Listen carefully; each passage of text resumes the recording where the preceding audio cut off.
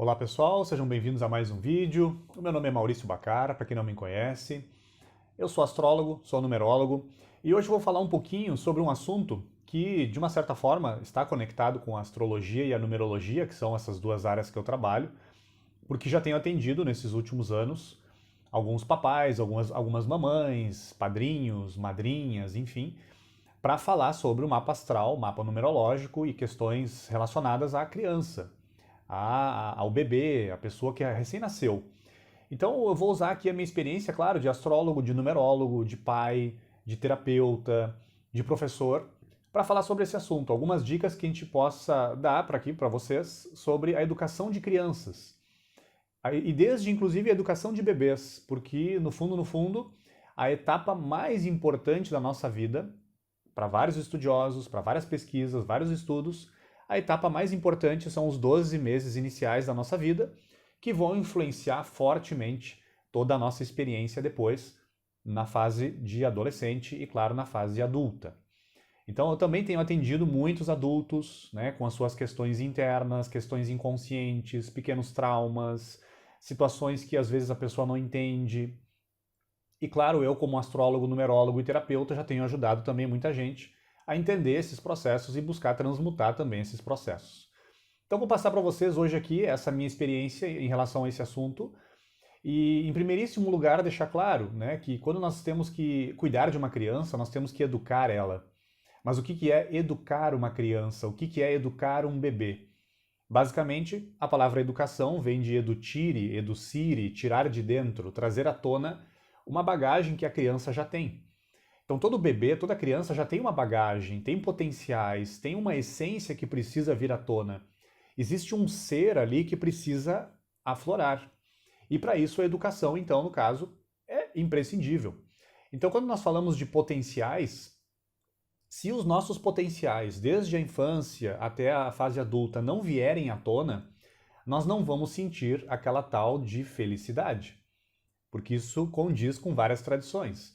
A verdadeira felicidade para o ser humano é quando algo potente dentro de si se torna ato, e esse sentimento de ser potente, digamos assim, vai transmitindo essa sensação para a pessoa de êxito em relação às próprias limitações internas, e a pessoa vai experimentando, experienciando essa tal de felicidade. Então, desde a fase da infância, do bebê, da criança, isso já precisa ser trabalhado através dos pais e através dos educadores. Então, a vida com V maiúsculo que há dentro de um bebê e dentro de uma criança precisa vir à tona. E para isso existe um método, né? Então, no caso, eu vou passar para vocês aqui cerca de 20 itens, mais ou menos, que é uma tentativa de eu resumir essa minha experiência, como falei, de profissional, pai, terapeuta, enfim. Então nós vamos começar pela ideia de que todos os modelos que a criança, o bebê vai recebendo desde o início até a fase de infância, adolescência, todos os modelos, isso vai ficando tudo no inconsciente da criança. E quando as provas da vida elas surgem, quando as situações da vida elas aparecem, é justamente aqueles modelos do início que muitas vezes a consciência vai recorrer. Então, por isso é muito importante o quê? Em primeiríssimo lugar, o amor e a presença dos pais, sempre que possível. Principalmente nos primeiros anos, o amor e a presença dos pais. É claro que hoje em dia tem vários contextos, se os pais trabalham muito, se não conseguem estar com a criança, enfim, mas é imprescindível que os pais valorizem muito o fato de estarem junto com o bebê e junto com a criança. Isso faz total diferença. E vale tanto para os pais quanto para educadores, obviamente, esse vídeo. O principal método de educação, o principal método de ensinar uma criança é, obviamente, o poder do exemplo. Não existe outro modelo, não existe outra técnica, digamos assim, melhor do que o poder do exemplo. Então, quando nós falamos de educação de bebês e crianças, em primeiríssimo lugar, os adultos vão ter que dar exemplo. Essa é digamos, a principal tarefa, né? E principalmente naqueles primeiros 12 meses, que são os 12 meses iniciais da formação do bebê, e que talvez sejam os mais importantes. Assim como no nascimento de uma planta, se a planta, ela desde o início, ela não nasce de forma vertical, ela no futuro ela facilmente vai crescer e essa árvore vai ficar torta. A mesma coisa uma criança e um bebê. Então, sempre que possível, rodear o bebê, a criança, de beleza. Criar um ambiente adequado, e não só beleza, estética, proporção, mas rodear a criança também de muita concórdia, no sentido de união entre os adultos que estão ao redor dessa criança. Porque se a criança nasce num contexto de tensão, de brigas constantes, de gritos, de pressão psicológica, ela vai registrando isso desde os primeiros dias de vida.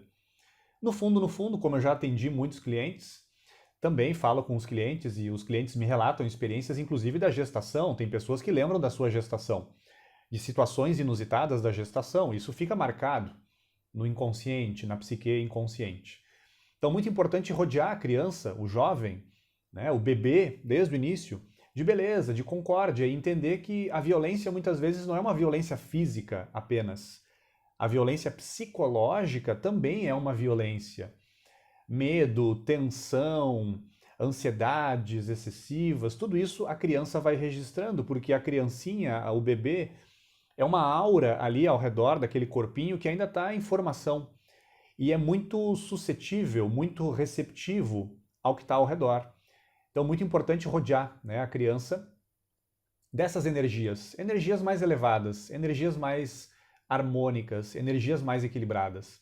E o próprio Jung, né, que também, apesar de eu não ser da área da psicologia, apesar de ser terapeuta também usando a astrologia e a numerologia, gosto muito da abordagem do Jung, ele diz que do 0 aos 3 ainda a criança ela não tem uma psique muito própria.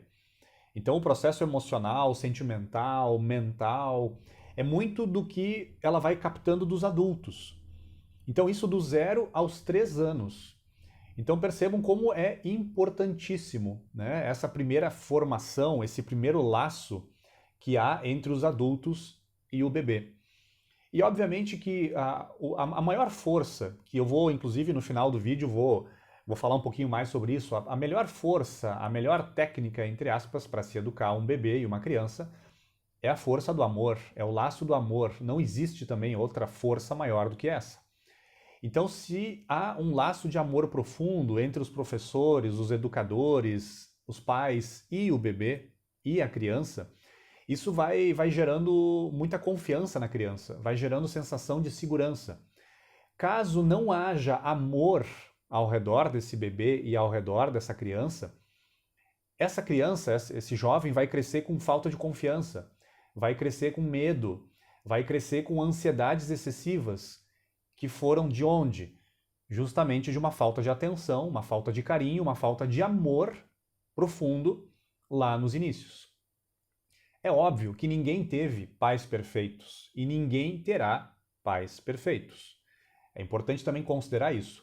Mas esses itens que eu estou abordando aqui, de fato, são itens que é como se fosse uma educação perfeita, né? Nós podemos chegar próximo disso. Existe um método, existem dicas e precisamos fazer esse esforço. Então, o amor dos educadores, dos professores, dos pais em relação ao bebê e à criança vão gerando assim uma espécie de não uma pele física, mas uma pele psicológica. Então, se essa pele psicológica ela não é gerada desde os inícios, como falei, vai gerando falta de confiança na criança, medos, ansiedades excessivas, enfim. Então é muito importante que essa pele psicológica ela vai sendo construída, digamos assim, para que essa criança ela vá estruturando muito bem internamente as suas sensações, as suas emoções, os seus sentimentos elevados. Mas o papel, principalmente nesses primeiros anos, o papel, né, o principal papel é dos adultos que estão ao redor.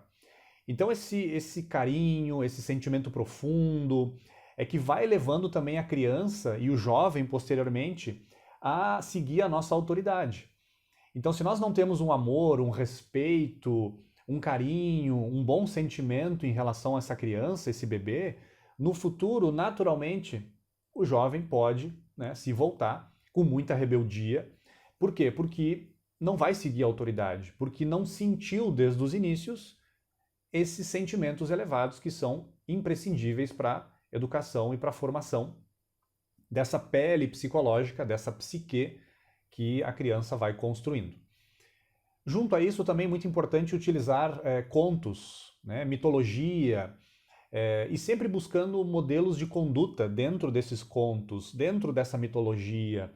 E muitas vezes é muito importante o quê? Contar a história para a criança, para que a criança desenvolva a sua imaginação. Quando a criança ela recebe um desenho animado pronto da televisão, muitas vezes, né, na maioria das vezes, esse desenho animado pode carecer de modelos de conduta, de exemplos de moral, e além disso, a criança não precisa fazer um esforço para imaginar os símbolos, as imagens, os sons. Por quê? Porque já está tudo construído. Então é muito importante também que pais e educadores contem as histórias para as crianças. Isso faz com que ela vá desenvolvendo, né, a imaginação.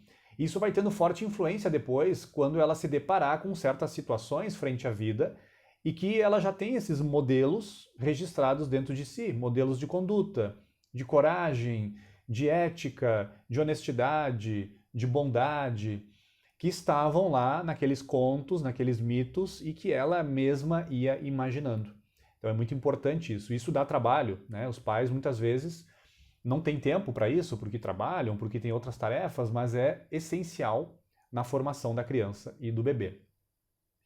Então, além de criar esse ambiente preparado, como já falei antes, mais tarde vai colocando essa criança em contato com a natureza, pequenas aventuras, é importante que ela seja um pouco desafiada, para que ela sozinha enfrente as situações e que, claro, receba um encorajamento dos adultos que estão ao redor. Mas ela tem que se sentir que ela está manifestando o poder da vontade dela, que ela está trazendo seus potenciais à tona.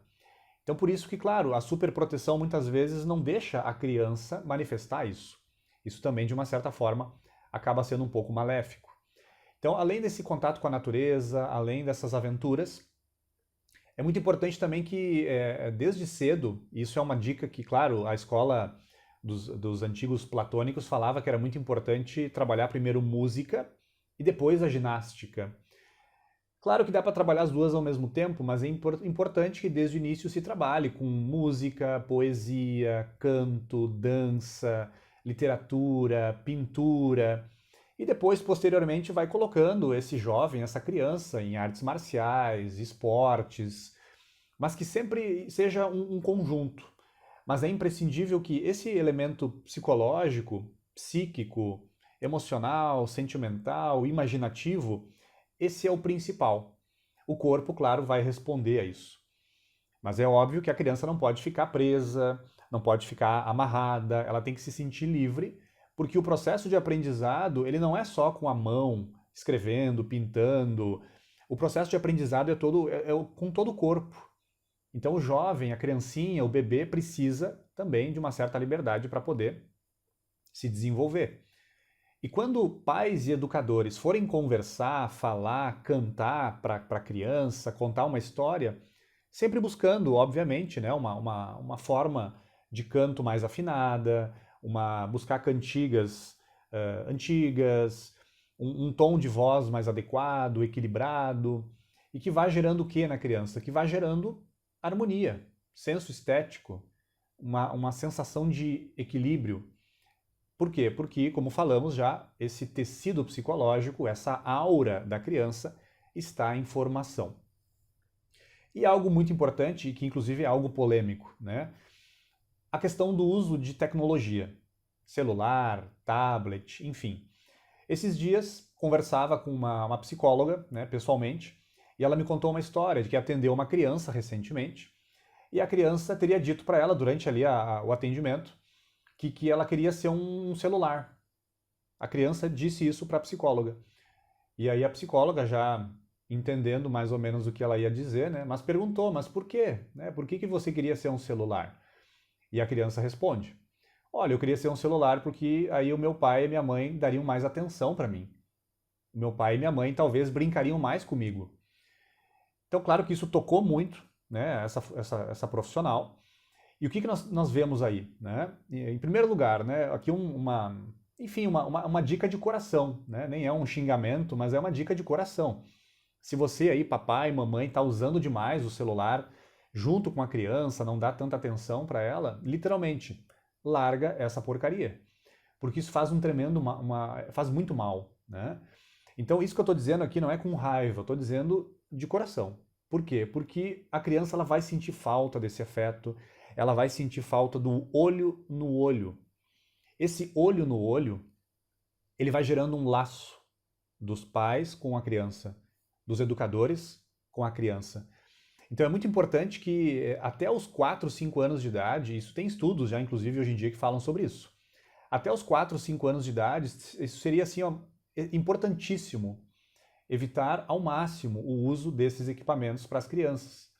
Então tem estudos que apontam que déficit de atenção, medo excessivo, até também, por exemplo, hiperatividade, tudo isso acaba vindo de onde?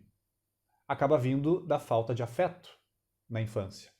Acaba vindo do uso excessivo de tecnologias que a criança também teve e dessa falta de presença dos pais.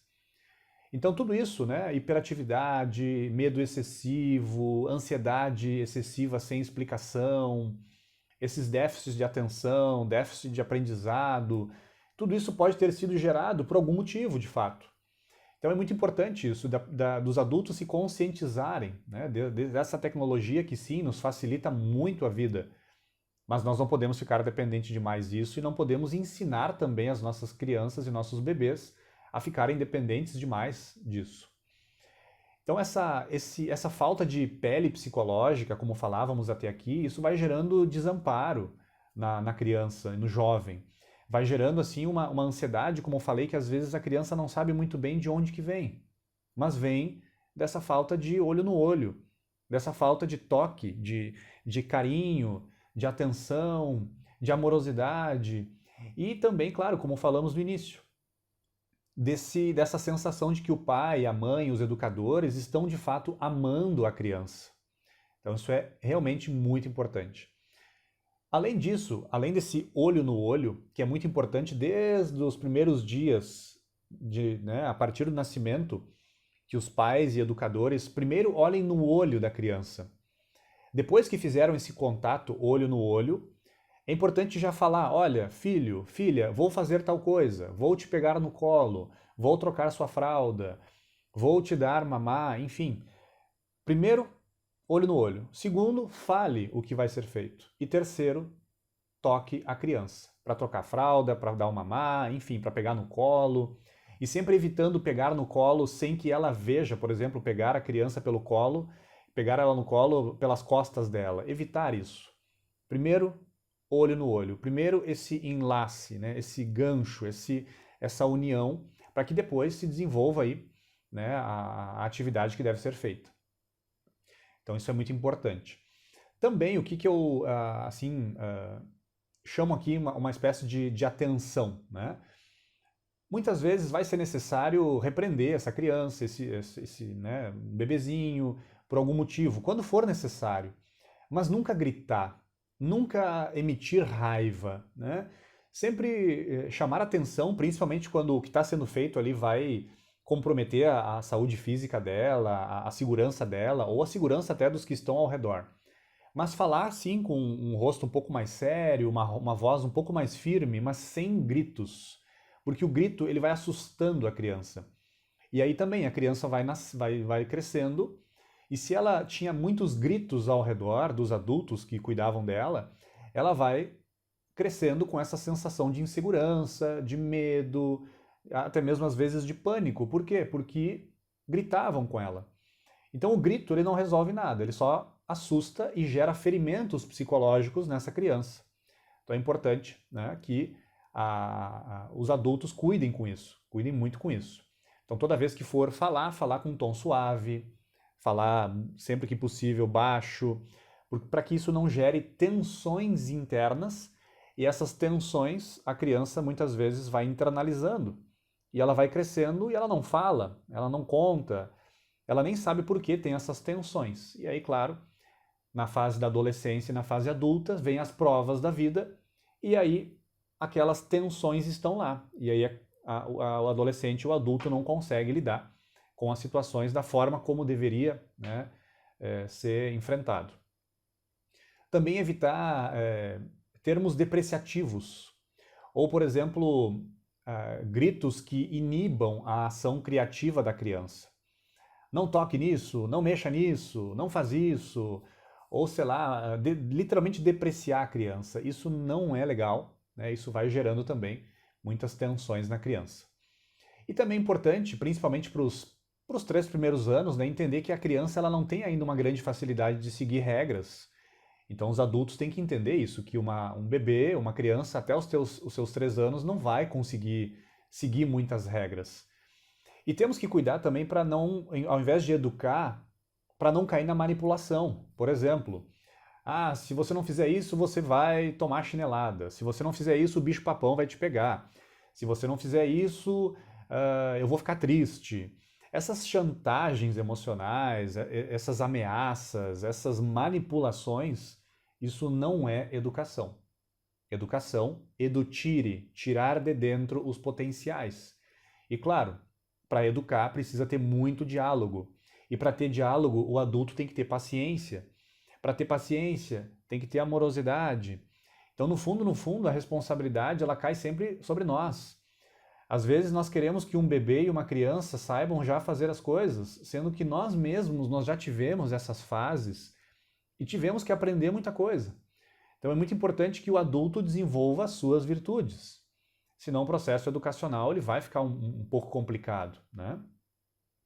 E além disso também a superproteção, né? A superproteção ela vai gerando também na criança, no jovem, né? No adolescente, aquela sensação de que ele tem tudo quando ele quiser, a hora que ele quer. Só que a vida ela não é assim. Não é quando a gente quer as coisas a qualquer momento e quando a gente quer e da forma que a gente quer. A gente sabe disso como adultos.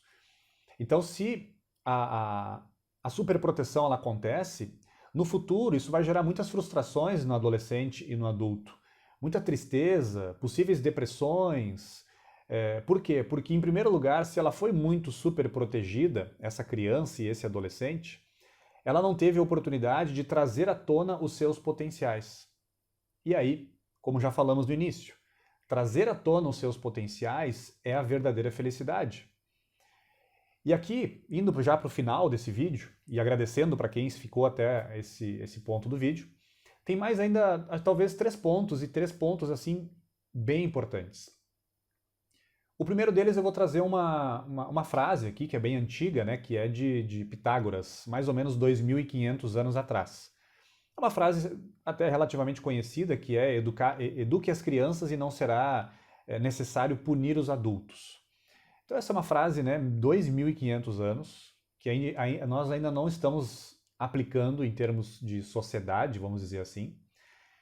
Tem uma outra reflexão também de Platão, que era um profundo admirador de Pitágoras, Platão mais ou menos 2.400 anos atrás, que ele fala que nós temos que deixar para as crianças uma boa herança, mas não de ouro. Nós temos que deixar uma boa herança de consciência para a criança. Então essa é uma reflexão importantíssima também para todos nós, pais, educadores, enfim.